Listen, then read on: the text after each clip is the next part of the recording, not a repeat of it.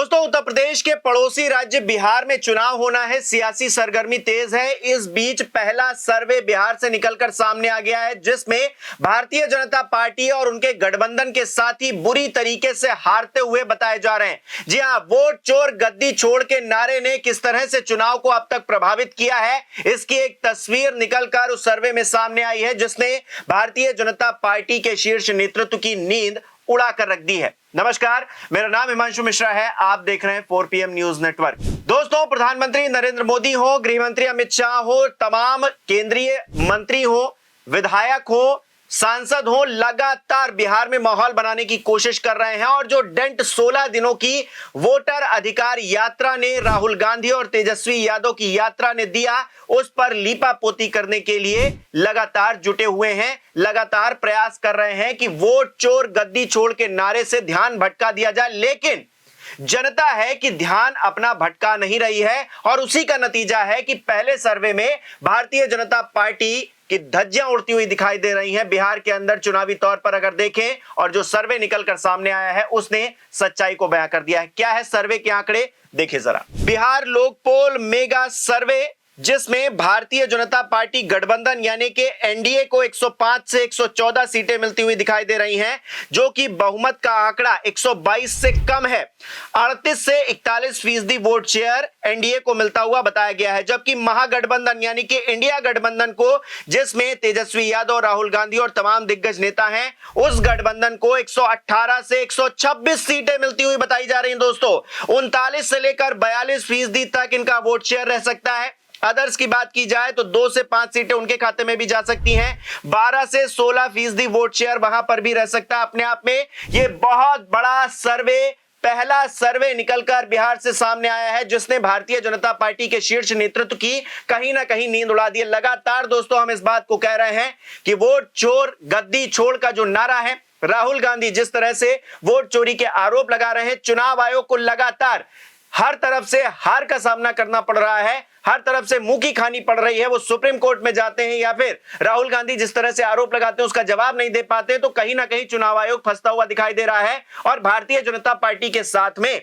उनकी जो साठगांठ है वो खुले तौर पर निकलकर सामने भी आ रही है, जिस पर जवाब मिल नहीं पा रहा है। और इन परिस्थितियों के बीच में जो चुनाव है वो किस तरफ जा रहा है, ये आंकड़े बयां कर रहे हैं, जिसमें महागठबंधन को बहुमत का आंकड़ा मिल रहा है और वो सबसे आगे निकलता हुआ दिखाई दे रहा है। 42% वोट शेयर उसके खाते में जा सकता है, ये बताया जा रहा है। हालांकि ये पहला सर्वे है, इस बात को हमको नहीं भूलना चाहिए। चुनाव का भी ऐलान नहीं हुआ है, लेकिन चुनाव के ऐलान से पहले ही एक 16 दिन की रैली ने किस तरह से भारतीय जनता पार्टी को, उसके पूरे सिस्टम को पलट कर रख दिया है, बिहार चुनाव की तस्वीर बदल कर रख दी है, ये दिखा रहा है। और क्या क्या वजहें हैं ये भी इस सर्वे में बताई गई हैं कि आखिरकार ये जो नतीजे आए हैं, ये जो आंकड़े एक्सपेक्टेड बताए जा रहे हैं, इनके पीछे क्या है उसको भी जानिए। तो दोस्तों, तथ्य और निष्कर्ष क्योंकि इंग्लिश में है, मैं आपको हिंदी तर्जुमा बता देता हूं। पहला तथ्य जो बताया गया है दोस्तों इस सर्वे में, वो ये बताया गया है कि प्रवासन और बेरोजगारी के कारण युवा और पहली बार के जो मतदाता है वो महागठबंधन की ओर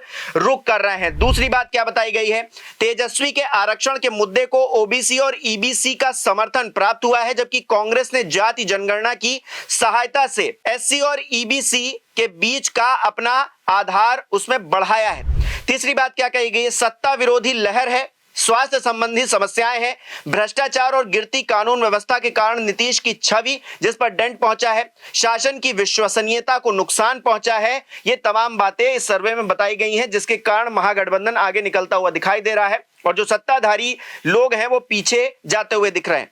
इसके अलावा एनडीए ईबीसी समर्थन खो रहा है, क्योंकि कई लोग नीतीश को भाजपा की कठपुतली मान रहे हैं और तांती और कुशवाहा के बीच में जेडीयू का आधार कम हो गया है, ये बातें भी कही जा रही हैं। इसके अलावा मुस्लिम और यादवों का एकीकरण भारत को मजबूत कर रहा है, जबकि यादवों के बीच में जेडीयू का प्रभाव कम हो रहा है। यानी कि नीतीश कुमार कहीं ना कहीं अप्रभावी होते हुए दिखाई दे रहे हैं। भाजपा को उच्च जातियों और बनियों का समर्थन हासिल है, लेकिन जन सुराज जेडीयू के इलाकों में उच्च जातियों के मतदाताओं को आकर्षित कर रही है। यानी कि जन सुराज का भी अपने आप में बहुत बड़ा रोल होने वाला है, ये बताया जा रहा है। इसके अलावा बात की जाए, वोट चोरी की कहानी ने मोदी की अपील को कमजोर कर दिया है और महिला मतदाता माई बहन मन योजना और मुफ्त बिजली जैसी योजनाओं के कारण इंडिया की ओर रुख कर रही हैं। अगली बात, राहुल गांधी की छवि में सुधार हुआ है। उनकी मतदाता अधिकार यात्रा ने उन्हें सार्वजनिक मुद्दों पर केंद्रित एक गंभीर नेता के रूप में चित्रित किया है। भारतीय जनता पार्टी वाले अभी तक पप्पू पप्पू कहते थे, लेकिन अब राहुल गांधी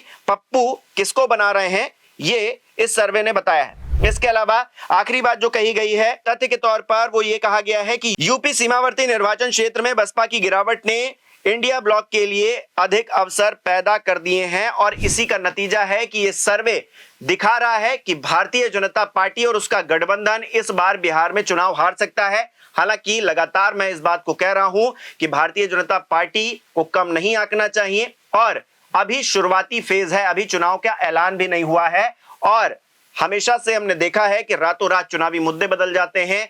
जब वोटिंग होती है उससे एक दिन पहले कुछ ना कुछ ऐसा हो जाता है जिससे पूरा सियासी माहौल ही बदल जाता है और इस बार भी क्या वही होने वाला है, या फिर जो टेंट्रम अभी से दिख रहा है चुनाव का, जो अभी से तेजी दिख रही है, महागठबंधन जो अभी से शक्ति प्रदर्शन कर रहा है, जो अभी से माहौल वो बना चुका है, राहुल गांधी जिस तरह से सड़क पर उतरे हों, तेजस्वी यादव सड़क पर उतरे हों, वोटर अधिकार यात्रा के बाद तेजस्वी यादव ने एक और यात्रा की, बिहार अधिकार यात्रा, उसे वो बता रहे थे। तो ऐसे में ये जो यात्राएं हो रही हैं और वोट चोरी के जो आरोप लग रहे हैं, वोट चोर गद्दी छोड़ का जो नारा प्रबल तरीके से उठ रहा है, वोट चोरी के आरोप लग रहे हैं, एसआईआर की जो प्रक्रिया है उसमें खामियां निकलकर सामने आ रही हैं, चुनाव आयोग लगातार अपनी फजीहत करवा रहा है, सुप्रीम कोर्ट से डांट खा रहा है, राहुल गांधी जो आरोप लगाते हैं उन्हीं आरोपों के मद्देनजर बाद में सुधार होते हुए दिखाई देते हैं, यानी कि चुनाव आयोग भी अपने आप में कहीं ना कहीं अपनी बेइज्जती कराता हुआ दिखाई दे रहा है। जो काम उसको पहले कर लेना चाहिए था वो नहीं करता हुआ दिख रहा है। ऐसे में राहुल गांधी और भी ज्यादा